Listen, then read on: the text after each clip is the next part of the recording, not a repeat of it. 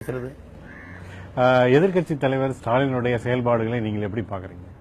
என்ன செயல்பாடு இருக்குது, அதுல என்ன செயல்பாடு இருக்குது நம்ம எடுத்து சொல்றதுக்கு? நாங்களும் ஒரு போராட்டம் நடத்தினா அவங்களும் ஒரு போராட்டம் நடத்துறாங்க. நாங்க போராடலாம், நாங்க அதிகாரத்துக்கே இல்லை, அதிகாரத்துக்கு வந்ததில்லை. அதனால இந்த பிரச்சனைகளை நாங்க வந்தா தீர்க்கிறோம்னு சொல்லலாம். இப்ப அரசுக்கு இத்தனை லட்சம் கோடி கடன் ஆயிடுச்சுங்கிறாங்க. அம்மையார் ஜெயலலிதா ஆண்ட இந்த 5 வருஷத்துல மட்டும் டக்குன்னு இத்தனை லட்சம் கோடி கடன் வரல. அவங்க ஆட்சி காலத்திலிருந்து அந்த கடன் தான். என்ன, அவங்க ஒரு 3 லட்சம் வச்சிருந்தா இந்த அம்மா 5 லட்சம் ஆக்கியிருக்கான், அப்படி கூட்டிருப்பாங்க, அவ்வளவுதான். அப்படி வந்திருக்கும். அவங்க காலத்திலயும் விவசாயி செத்தான், இப்பவும் ஜாகறான். அவங்க ஹைட்ரோ கார்பன் மீத்தேனுக்கு கையெழுத்து போட்டது அவங்க தான். நாங்க போராடும் போது கூட இருந்து அவங்களும் போராடுறாங்க. நான் எங்க அப்பா செத்துட்டாருன்னு அழுகிறேன், கொலை பண்ணவனும் கூட உட்காந்து அழுதுகிட்டு இருந்தா அதுல என்ன நியாயம்னு பாருங்க. இது ஒரு வேடிக்கை. அவங்க எப்பவுமே எதிர்கட்சியா இருக்கும்போது ரொம்ப மக்கள் மேல பாசம் கொண்டு அன்பு கொண்டு நல்லா இயங்குவாங்க.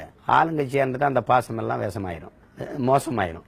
அதுதான் அவங்க கிட்ட இருக்கிறது. அதனால அது ஏதோ இப்ப கூட அவங்க போய் ஆளுநரை சந்திக்கிறதெல்லாம் ஆட்சியை கலைச்சு விட்டு மறுபடியும் தேர்தலை கொண்டாங்க. நாங்க முதலமைச்சர் ஆகணும்னு நினைக்கிறாங்களே ஒழிய, இந்த இத்தனை பிரச்சனை இருக்கு, இந்த விவசாயிகள் பிரச்சனை எல்லாம் தலையிட்டு அது அரசு, அது பிரதமர் கூட வர வேணாம், யாரோ ஒரு துறை சார்ந்த அமைச்சர் வந்து சந்திச்சு பேசி அதை சொல்லணும்னு இல்லை. உர்ஜித் பட்டேல் ஒரு ரிசர்வ் வங்கியினுடைய ஆளுநர் சொல்றாரு, நீங்க வந்து கடன் நேர்மைக்கே எதிரானதுங்கிறாரு, விவசாய கடனை தள்ளுபடி செய்யறது.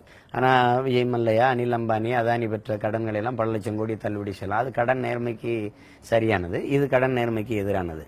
இந்த கொடுமைகளை ஒரு ஒரு தலைமுறை கூட்டம் ரொம்ப நுட்பமா கவனிச்சு கொண்டு வருது. அது ஒரு புரட்சிகர இளைஞர் கூட்டமா மாறி புரட்சிக்கு தயாராகும் போது இவங்கெல்லாம் காத்துல பறக்கிற ஒரு தூசி போல எந்த பக்கம் போவாங்கன்னு தெரியாது. விவசாயிகளை யாரோ பின்னணியில்